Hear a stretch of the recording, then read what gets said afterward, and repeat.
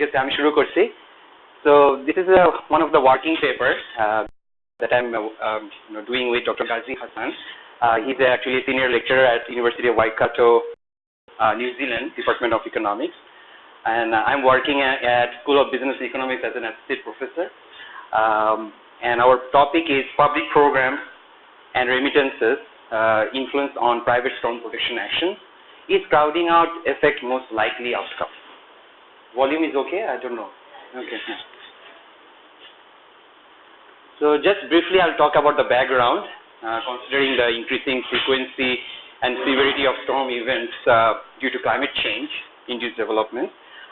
There are two things that we are considering for our paper. Like one area is government, development agencies and civil society organizations contribute towards funding of major storm mitigation programs.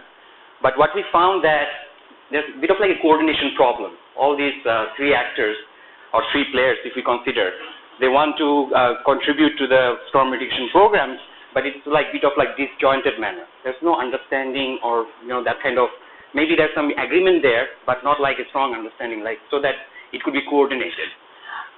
And also there's a budgetary issue, like government is facing difficulty to support enough public initiatives to properly protect coastal communities.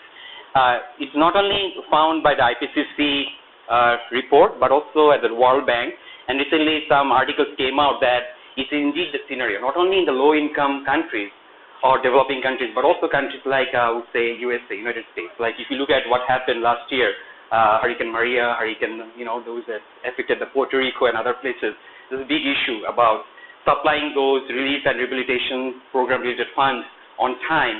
So it's not in a like low-income country or a developing country issue, but I would say also a developing issue. So as I mentioned, majority of such investments are uncoordinated. Some papers are cited there, and this is one of our motivation. You can say that it's often failed to incorporate private indigenous adaptive capacities of the coastal community. So government, non-governmental organizations, they are involved for those funds, private storm protection programs, but they often fail to incorporate what the local communities can do. And according to my understanding, not only within country but between countries, locations is important, culture, history of each community is important. How people cope up in Bangladesh coastal communities will be different than how people cope up in the Florida belt. Like when there's a Hurricane Katrina, you will see the adaptive strategies is totally different from what we have observed in Bangladesh coastal communities. So there are two issues based on our motivation. We are focusing mainly this one, issue number one, to assess the impact of increasing remittances on private investment of storm protection. That is our major issue for this paper. And the second one, on the side, we are also looking at whether publicly financed storm mitigation programs, public finance, what we meant is embankments, cyclone shelters, etc., have the potential to partially or fully crowd out private investment in storm protection. Private investment or household level investment? Household level investment. Protection protective segment আর একটা হচ্ছে household and living right.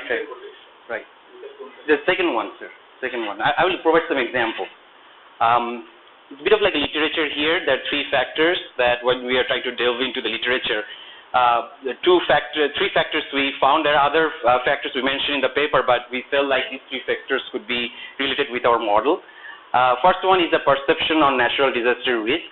Individuals seem to treat it as a low probability but high consequence event. People think that this thing cannot happen to me. They put a very low probability on this event, but once it happens, the consequence is severe. It's a bit of like a psychological affair, experience, exposure, how many times you're exposed to the cyclones, and also it's a bit of like a big research now in behavioral economics, especially about catastrophe insurance, why people don't go for those catastrophe insurance, especially in the developed countries, where they have insurance market. Factor two, communities' access to publicly sponsored storm protection program. If communities have better access to publicly sponsored storm protection program, it might lead to partial or full crowding out effect. If the communities know that government is always there to help them out or bail them out whenever there's a natural disaster, the community people might decide not to invest on their own, that private investment. When we talk about private investment, I'm talking about household level investment.